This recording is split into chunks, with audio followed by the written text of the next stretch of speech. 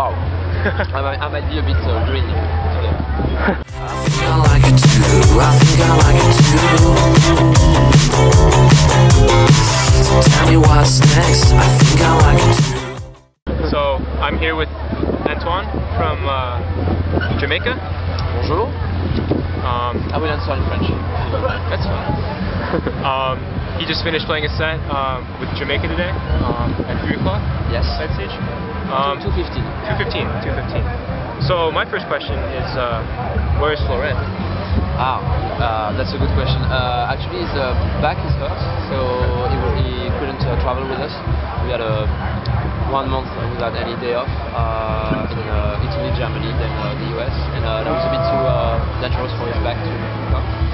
So he stayed home, and we hired Daniel on bass for the American leg of the tour, and another guy for the shows in Europe. And this is your first tour of America? Yes. Yeah, the record has not been released here yet, so that's feel really lucky to be able to play some shows, especially Treasure Island. So that's huge festival. You guys were in LA last night, and you started off in San Diego. Is that correct? Yes. How was that? San Diego was really fun. We had a lot of fun.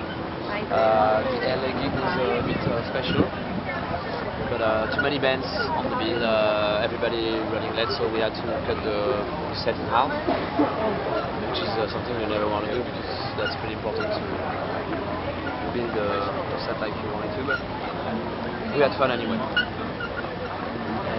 And you? I had a lot of fun. Yeah.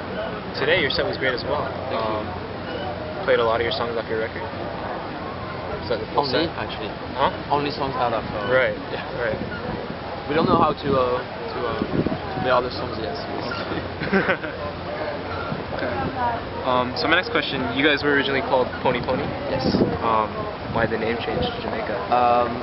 Pony Pony was or Pone Pone, like we say. It was a 3-piece band. There was a drummer, Sam, who was part of the band, and then when he said to me to be said in the flow that we should start over from scratch and pick a new name, just because it would allow us to change the music we're making a bit as well, and also that was a symbol that we wanted to push things forward. Was there a shift in sound or anything, and approaching? A bit actually. I think we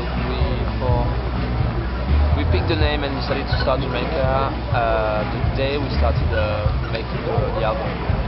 So it had to be. We let go of some influences that were not there, that were not that you couldn't hear in Pony Pony, like or even some youth pop, soft rock stuff that we really like, and we didn't dare to do it with Pony Pony.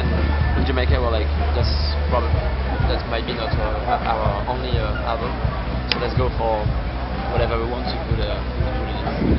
So what are some of the influences that went into this album? No Problems.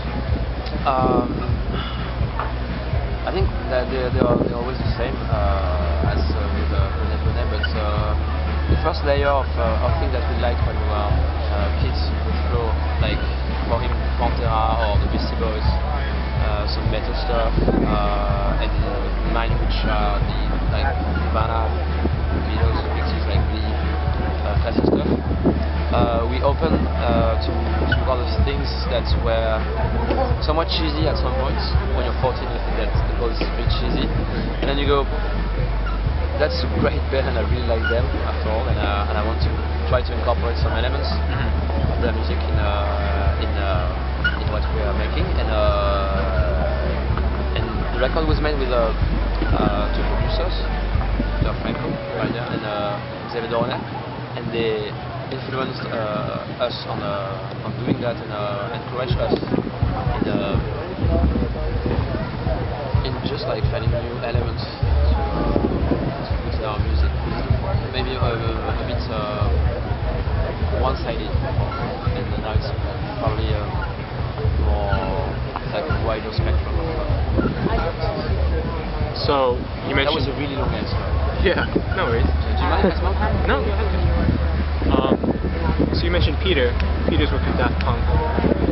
Xavier de Rosne is obviously with Justice. I heard a rumor going around that you came into the studio promising that you wouldn't add synth to the album. That was not, an unspoken rule, but that's what we did anyway. Obviously, people would wait for a more dancey album with those two guys producing it, and we thought it was really. So that's not kind of a statement. Like, we're not trying to make dance tracks or whatever, but that's music that you can dance to anywhere, and we're going to make a record that sounds modern, but without any of the artifacts that a lot of artists are using, which is pretty cool. But it's not just the thing that we are good at. I think better are to record the songs with only bass, drums, and has Ed Banger embraced that attitude? We are friends with Pedro, and to be pretty much all of the guitarists, but we're not signed to it actually. That's a really common mistake. I think it's just Xavier, which is okay. That's fine, but because we love this label and everything, but they don't have any rock band signed to the label. So common misconception. Yeah, sometimes it's Kitsune, sometimes it's Stitches. I guess people are mixing French labels up. Yeah. I mean, I can't blame them. I do that all the time. Some artists sometimes.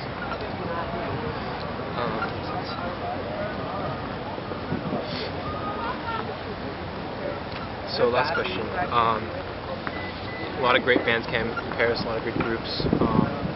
Daft Punk. Recently Phoenix.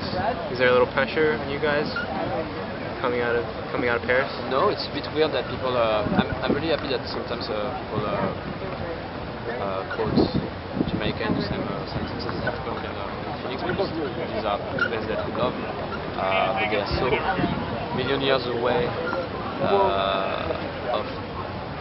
ahead of us. I mean, the Phoenix album is their fourth record. Daft Punk, they have some kind of mythical robots or whatever. So that's pretty cool that people think that